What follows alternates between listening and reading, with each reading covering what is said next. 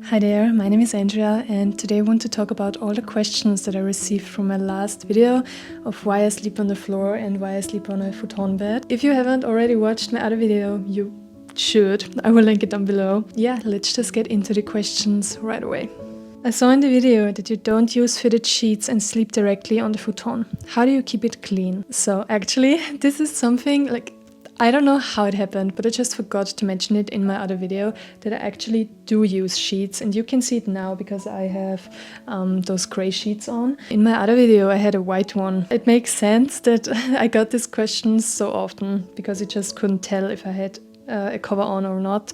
So yes, I do use a cover for my futon. Actually, it is quite necessary to have one because you don't want to wash the futon itself. It is not supposed to be washed, and that is why you absolutely should use a cover for it so that you can wash it just like you have the cover for a normal mattress as well. So very important, a cover for your futon bed. What exact setup do I have? So my futon bed is from Futon Beds from Japan. I have the white one and the double size because a normal futon bed is just half of what I have, and that is, I don't know, it's just too little space for me because I like to, I like to just take up a lot of space when I sleep. And my tatami mats are from Edo Futon, which is a German company, and my pillow back there is from 𝑴𝑬𝑫, which is an Austrian company. And that flows beautifully into the next question, which is, for the cushion, what do you recommend in terms of technology, brand or model? I am not a cushion expert, to be honest. I just have this one because my parents had it and I used it once, and then I was like, wow, it is really soft and I like it. It's not so thick and it's like my head can just sink in. If you want to sleep on the floor, I would recommend something that doesn't lift your head up too much because that is also not great for the neck alignment. So that is really the only recommendation I can give, to not buy one that is too high. Potentially you could also sleep without a pillow if you wanted to. Can you roll it up during the day or does it have to lay flat? So actually you do want to roll it up or fold it up and store it away during the day because you don't want to just leave it on the floor flat because it is not good for the moisture and it's also not very good for the floor. So always make your bed in the morning and put it away. Okay, I love this question. Have you ever considered going back to sleeping on a normal bed again? So I must say that I have never actually seriously considered getting a normal bed again. The only thing that I kind of miss of a bed is the aesthetic of a bed. You see those cozy, comfortable bed with so many cushions and those dreamy, the veils that you can hang up. And I just really like the aesthetic of a bed. I think a bed has something so dreamy and comfortable about it, just the look of it. But that is not even close to enough for me to switch to a normal bed again because the benefits of a futon are just so big. How much did I pay in total? I don't have any receipts from back then when I bought it 4 years ago, so probably back then it was a lot cheaper, but I will go for the prices that I would pay right now if I would buy the exact same setup again. I have the futon double this size, which right now is 495 euros. At the same company I bought a futon cover, 87 euros. Then I have two tatami mats. One of them is 145 euros, which makes 290 for both. I have a pillow, which is 150, and that is a total of 1,022 euros, which is $1,115 US, not including the custom fees I had to pay for the futon bed, the delivery from Japan. I don't remember how much it was, but for sure I think it was over 100, at least over 100. You don't have to get such an expensive setup. A futon bed directly from Japan, or you don't have to get such expensive tatami mats, or you could even sew your own futon cover, which I did recently. So this one I made myself, which I'm quite proud of because it was quite a struggle. So sleeping on the floor it doesn't have to be that expensive at all. So then I got a lot of questions about scoliosis, chronic back pain and other advanced spine injuries. Honestly, I don't feel comfortable talking about this or giving any recommendations because I have never really had any back pain. I've never experienced any spine issues. So I would always recommend to talk about this with your doctor because he knows best, of course. So I can really only tell you about the research I did. I've read about people that like their back pain got cured by sleeping on a futon. Some people it worsened for them. Futons provide a very solid, firm sleeping foundation, and that is good for spinal alignment and circulation, but they might not be comfortable for everyone, especially if you have severe back pain. If you weigh a little bit more, it can be not so comfortable, or also if you have larger spinal curves. Check with your doctor, or maybe just try it out somewhere. Even trying out to lay down flat on the floor for a while, just like in yoga when you're doing shavasana, can give you a picture if sleeping on the floor would work for you or not. What are some important specs to look for with a good futon? So that really depends on what you're looking for. Are you looking for a futon mainly for sleeping, or do you want a futon that you can also use as a couch? Because if you want to have one used as a couch, you would want one that is more rigid and that can hold its shape. Also, an important thing to look into is what quality and what material do you want in your futon bed. So I have one that is fully made out of organic cotton, which I chose because I wanted to go the traditional way, and I wanted something that is very natural, which also makes the futon a little bit heavier. But there are so many different materials you can have. You can have like wool, you have like a gel, polyester in it. You can have some with tiny springs like in a normal mattress. Some use latex, some use memory foam. So it really depends on what you're looking for. But if you want a traditional, natural, organic experience, then I would recommend just using a plain one with just cotton in it. Then it also is important to know which size you want.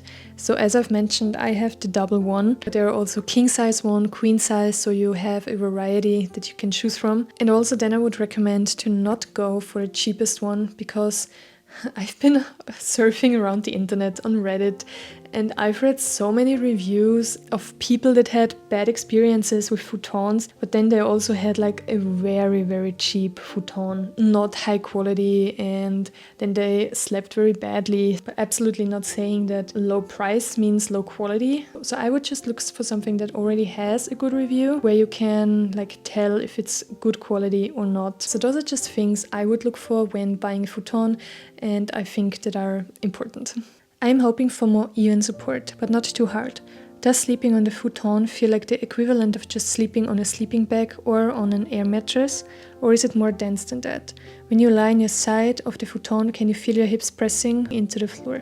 So futon bed definitely gives more of an even support, because it is just not thick enough to like have any real dips in the mattress. I think it beautifully just molds to your body when you lay onto it, and I would say mine is softer than sleeping in a sleeping bag, and also like it has more softness than an air mattress, because an air mattress is like quite hard actually. But also there are different futons, there are softer ones, there are thicker ones, there are thinner ones, so there is a whole variety and range. I don't feel my hip bone pressing into the mattress or into the tatami mats, but then again, every futon is different, and also the bone structure of everyone is a bit different. What happens when you travel and have to stay in a hotel? Can you transition okay?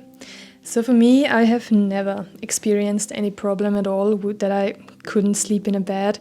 I think if you would I know, I don't think I know, when you transition from a bed onto a futon bed, it is quite a different story. I have struggled a lot in the beginning to have good sleep and to sleep well on a futon bed, but I have never any problem when I sleep in a bed or sleep on a softer mattress. So I really can sleep anywhere I want now, because I'm used to sleeping on the floor. I'm thinking about joining the floor gang. But my husband would like to keep a normal bed. So she's asking, should she have a bed frame and a side futon, or do I have any other ideas?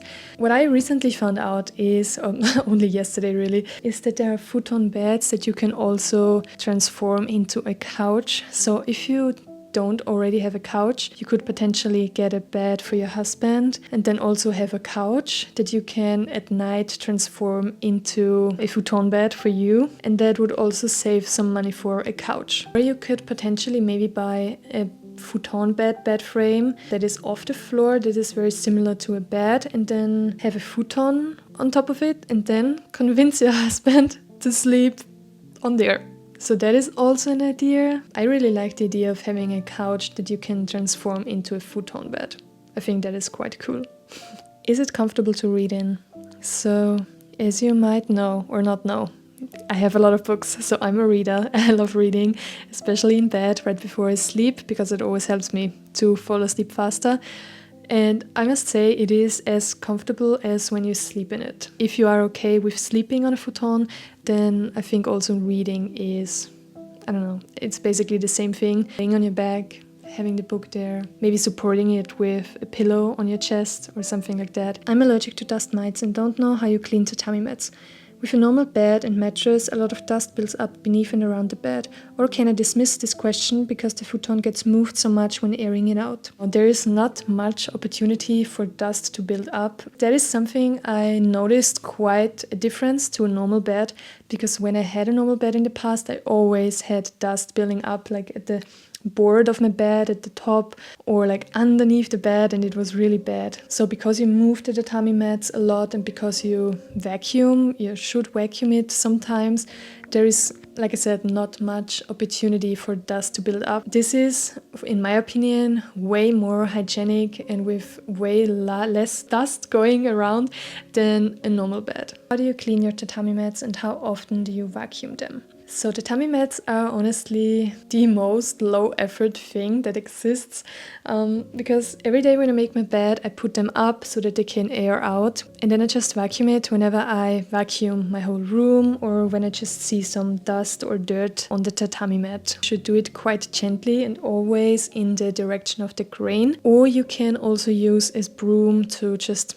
swipe the dust away. If something spills on your tatami mat, it is recommendable to just use a damp cloth with water, so they are really quite low effort and easy to handle. I personally have never so far sunned my tatami mats because I put them up every single day so they get a lot of circulation. I know that in Japan there are households which have those tatami rooms and the tatami mats just lay on the floor and they get aired out only occasionally. How often do you air out the futon outside in summer and winter? So really there are many different variables to determine how often you should let it sun outside. It really depends on how much you sweat, if it is very humid where you sleep, if you have the futon directly on the floor. The less airflow it gets, the more you should sun it outside. The recommendation that I read most often is to do it at least once a month. But if you have your futon directly on the floor without tatami mats in between, it is recommended to do it every 2 to 3 weeks, that not so much moisture builds up within the futon. I personally go for 2 times a month, at least 1 time a month, and you want to sun it 1 to 2 hours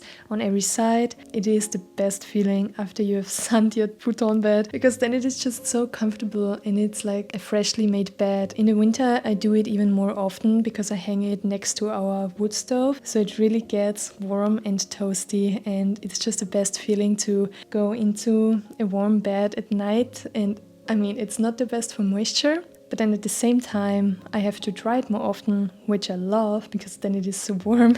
So it is this endless cycle of drying and toasty warm bed and drying.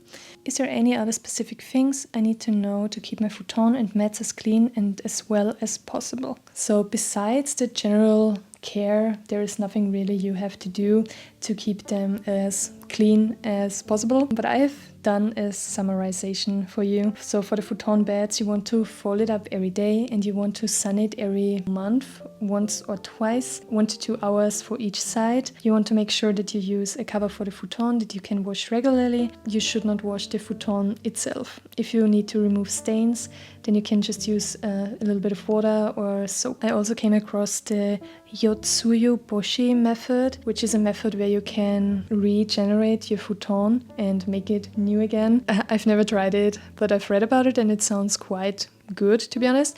Maybe you want to look this up as well. And as for the tatami mat, you want to vacuum it or sweep it regularly with a broom or with a vacuum. And you want to do it gently, without any force, and always in the direction of the grain of the tatami mat. I personally always put up my tatami mats every single day, but if you want to leave them on the floor to sit, or you have a whole tatami room, then you want to regularly air them out. And it's important to have an open window for that as well. And that also goes perfectly into the next question. One concern I have about futon is that I'm not sure if I'll be able to air it out outside if I end up living somewhere with no balcony or private yard. Is hanging it outside absolutely necessary? So hanging it outside directly into the sun is absolutely recommended, but not absolutely necessary. It is recommended every now and then to let it air out, maybe using 2 chairs and to lay the futon on top of it. Maybe you have the option to lay it on the windowsill to kind of let it half hang outdoors. Also, a laundry drying stand works really well, or whatever else you can find, so that the futon is well ventilated. One thing that is really important though is that you keep the window open. If possible, maybe you can try to inch your futon closer to the window so that it can catch some sun, because the UV rays are really good for your futon. Is a futon suitable for belly sleepers? So from my research, it is suitable because a futon is not as soft as a bed, and if you're a belly sleeper, you probably prefer a hard mattress because it's better for your spine alignment. I sometimes occasionally roll onto my belly, and then I always have to, turn my head in one direction or the other, because I don't think a belly sleeper like face plants and sleeps like that. I don't know what I'm saying. So I think most people turn their head either in one direction or the other, and I don't think that is very nice for the neck. But from my research, a hard surface is great for belly sleepers. Do futons ever get mildew from humid environments and night sweats? Yes, they can, but really only if you don't air them out and if you don't sun them. Like I mentioned, sunning them is very important because it is killing dust mites and it really helps to dry them up. So if you care for your futon, mildew or like moisture should absolutely be no problem at all. Are cotton futons more prone to mites and bugs? So every natural material is more prone to mites and bugs, but again, if you care for it, it is no problem. Don't you have kakurachas or something like that in Japan, especially during hot season? I'm not sure if you mean cockroaches. Otherwise, kakurachas, probably some kind of bug I am not familiar with. I don't live in Japan. There's something called dani, which are house mites, which are known in Japan. But here again, I can only say the same. If you care for them, it is no problem at all. So hygiene is very important. Do any of your friends and or family members sleep on futons? No, unfortunately not. It would be fun, but right now there is no one sleeping on the floor. Are those futons similar to the shiatsu Japan futons from Germany, from Japan Welt? So from my research now, the difference is that the shiatsu futons are more often used for like massages, and they also have strings attached where you can roll them up, and I think they are like a little bit more dense and like just easier to roll up. I think they are different, but you could sleep on shiatsu futons as well. So those were all of your questions. Thank you so much for tuning in. If you have any more questions, feel free to answer them, to ask them down below, and I will try to answer them as well. I hope you enjoyed the video, and I see you very soon.